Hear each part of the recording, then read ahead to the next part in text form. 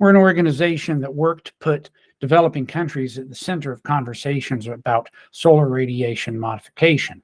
I'm an American who's lived in the Netherlands for more than a decade.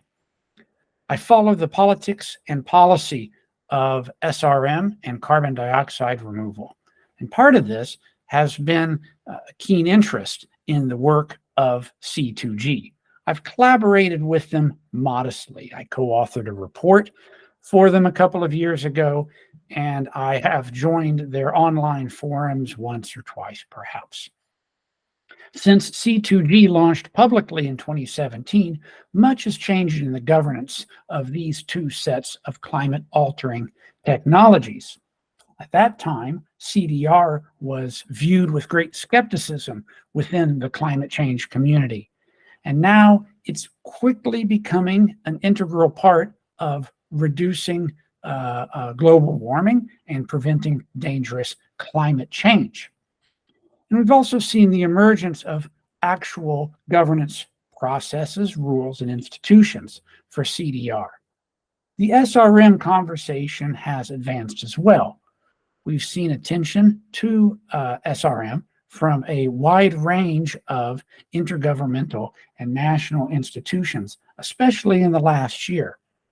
And more non-governmental organizations are getting involved in the issue, not just the Degrees Initiative, but also the Climate Overshoot Commission, which was my previous professional position, as well as the new Alliance for Just Deliberation. I suspect that C2G's activities have been a significant driver of these changes in the conversations around SRM and CDR. Some of their work is publicly visible, but much of it is engaging with key decision makers and policy makers around these difficult topics. Overall, I think the C2G team has much to be proud for.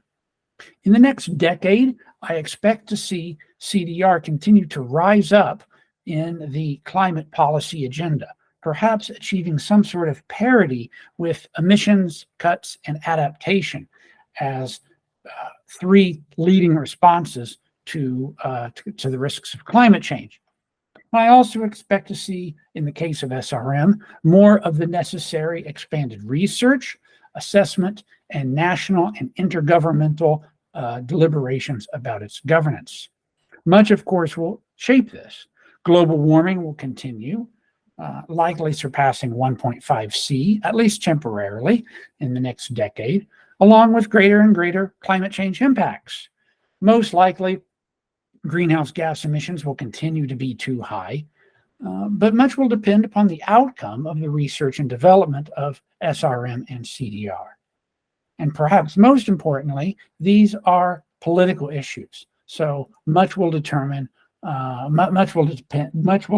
on who says and does what. I look forward to this story unfolding.